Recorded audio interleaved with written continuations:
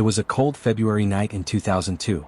Oklahoma City streets were quiet, the neon motel signs flickering, until a plan for fast cash spiraled into tragedy.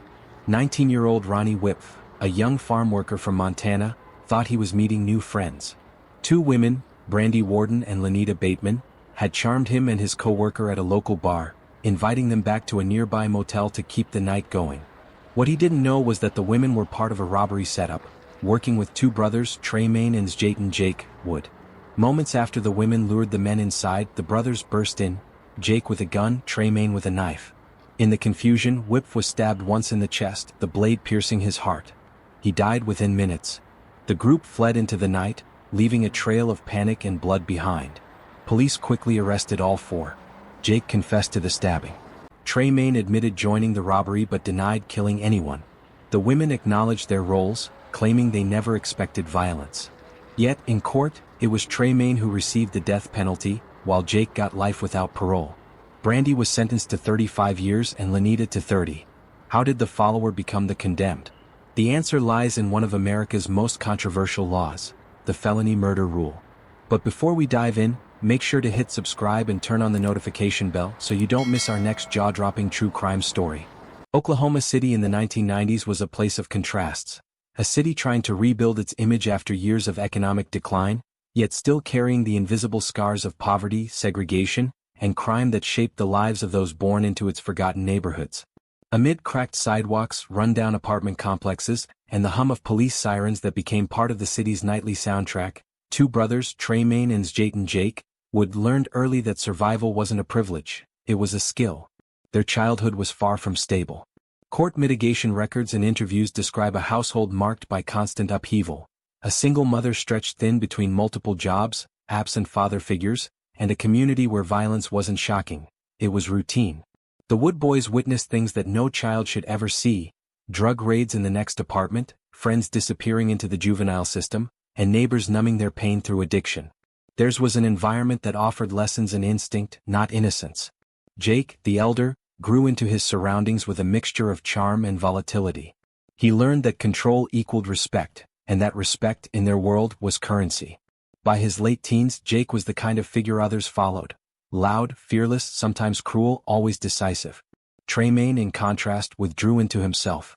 Teachers later recalled a quiet boy who rarely raised his hand, who avoided trouble but seemed perpetually anxious, as if waiting for it to find him anyway. He was obedient, sometimes painfully so, the kind of younger sibling who'd do what he was told because saying no could feel dangerous. Experts who have studied sibling dynamics in high-trauma families often describe what happened between the two as behavioral imprinting, the younger child modeling themselves after the older, even when that path leads straight into destruction. Psychologists explain that such environments rewire a child's sense of right and wrong. Morality becomes relative, decisions are driven by survival, and loyalty to family often outweighs loyalty to the law.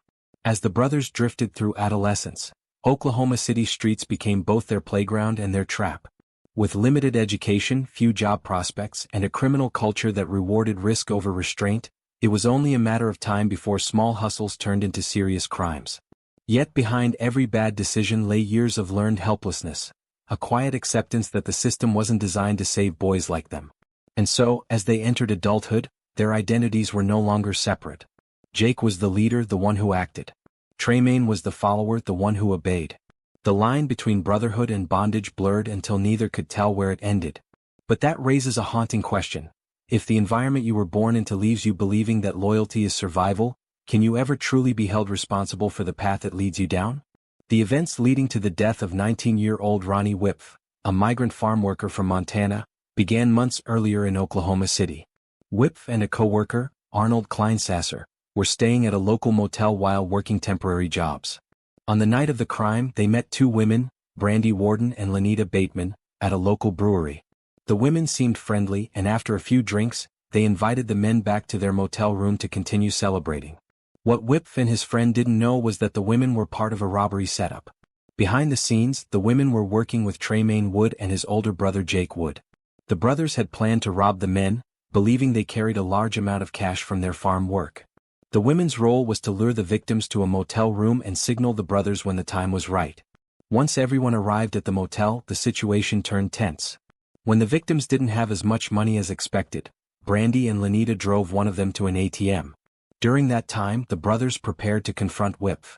Moments later, the women returned and the brothers burst into the room, Jake armed with a gun and Tremane carrying a knife.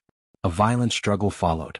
Wipf tried to resist, but during the chaos he was stabbed once in the chest, the blade piercing his heart and lung. He collapsed almost instantly. The brothers and the two women fled the scene, taking cash and personal items. Arnold Kleinsasser managed to escape and ran for help, leading to a swift police investigation. Within days, all 4 suspects were arrested. During interrogation, Jake would confess to delivering the fatal stab wound but said the robbery was a joint plan. Tremane, on the other hand, admitted participating in the robbery but denied stabbing Wipf. He claimed he never intended for anyone to die. Despite this, prosecutors invoked Oklahoma's felony murder rule, which holds all participants in a fatal felony equally responsible for the death. 2 years after the murder of Ronnie Wipf, the courtroom in Oklahoma County became the stage for a legal and moral reckoning. It was 2004, and the trial of Tremane Wood would test not just what happened that February night, but what it truly meant to be guilty under the law. Under the sharp glow of courtroom lights, prosecutors laid out their case. They described a carefully planned robbery, orchestrated by 2 brothers and aided by 2 women who lured the victims into a trap. According to the state, Tremane and his brothers Jake would set out knowing that violence could follow. The prosecution didn't need to prove who wielded the knife, only that Tremane was part of the crime that caused a man's death. Citing Oklahoma's felony murder rule, they argued that anyone who joins a deadly robbery bears full responsibility for its outcome. To them, this wasn't excessive punishment, it was the law ensuring that every hand in a fatal act is held equally accountable. The defense, however, presented a very different picture.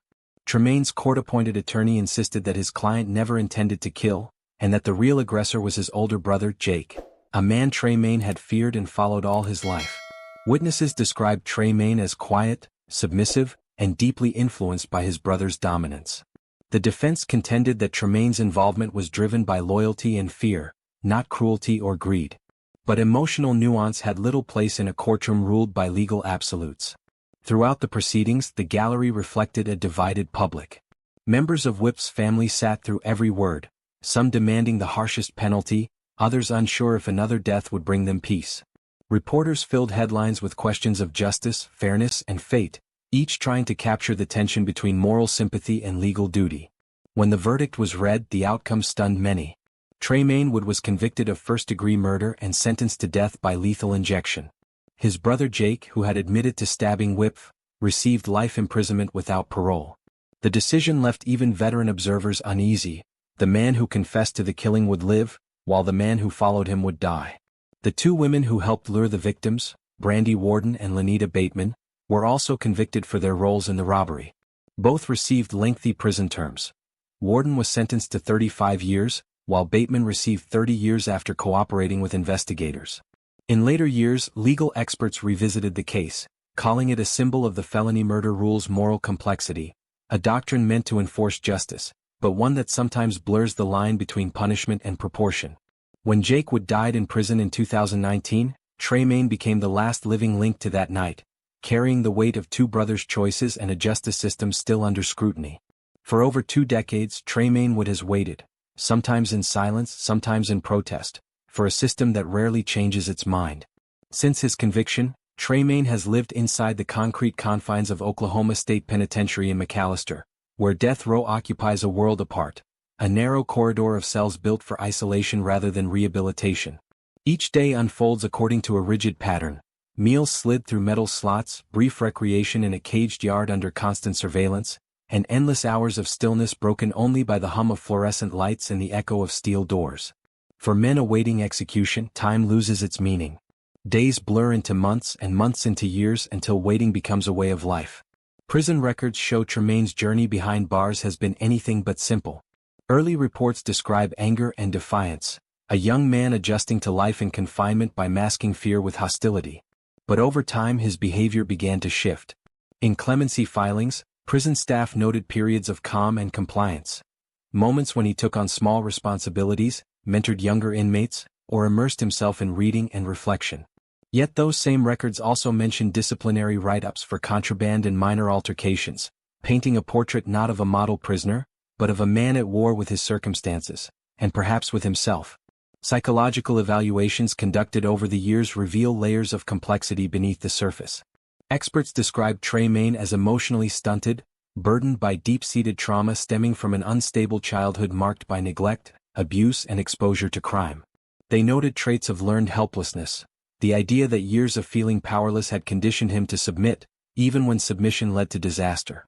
Others observed genuine remorse, expressed not in grand confessions, but in quiet admissions of regret for being in the wrong place, with the wrong person making the worst choice. Within his writings and recorded statements, Tremane often speaks of his brother Jake, not with bitterness but with confusion and sorrow. "He was all I had," he once wrote, "and all I ever wanted was to keep up with him." That single sentence reveals the psychological bond that prosecutors dismissed but psychologists found impossible to ignore: the emotional dependency of a younger sibling who never learned how to say no. Still, not everyone sees redemption in his reflections. The Oklahoma Attorney General's office argues that Tremane's disciplinary record undermines claims of rehabilitation, citing infractions involving contraband and alleged gang affiliation as evidence that he remains dangerous and unrepentant. His supporters, however, counter that even within the unforgiving walls of death row, he has evolved, showing emotional growth and a willingness to confront his past. And beyond Tremane's cell, the story's emotional gravity extends to the family of Ronnie Wipf, whose pain continues to reverberate. Over the years, some members have voiced opposition to Tremane's execution, believing that another death would only multiply the tragedy. Others remain silent, carrying wounds that time cannot heal. Their loss, of a son, a brother, a young man whose future was cut short, remains the immutable center of this story. In the end, Tremane Wood's existence on death row has become more than a countdown to execution. It is a study in the psychology of guilt, loyalty, and consequence. A living question about whether a man shaped by violence and trauma can ever truly find peace in a system built to deliver death. As Tremane Wood's execution date approaches, the finality of the countdown presses in on him with every passing day. Scheduled for November 13, 2025, with a clemency hearing set just days earlier on November 5, Tremane lives with the relentless weight of knowing that the outcome may be out of his hands.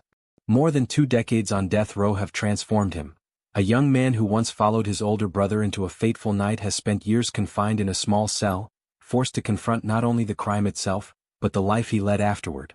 His legal team has made every possible appeal to spare him, presenting detailed psychological evaluations, character assessments, and accounts of his traumatic upbringing, arguing that he is not the same person who walked into that parking lot in 2002.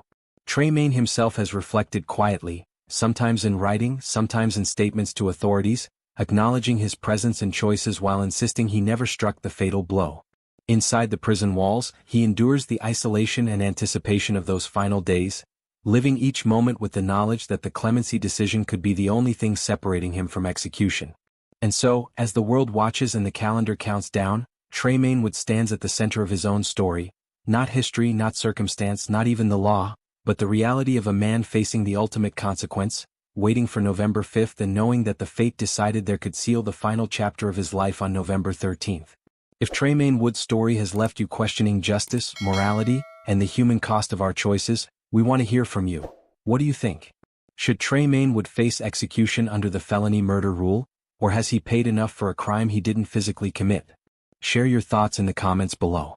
And if you don't want to miss the next chapter in true crime, hit subscribe and turn on the notification bell so you'll be the first to uncover the next story that will challenge everything you think you know about guilt, consequence, and the law.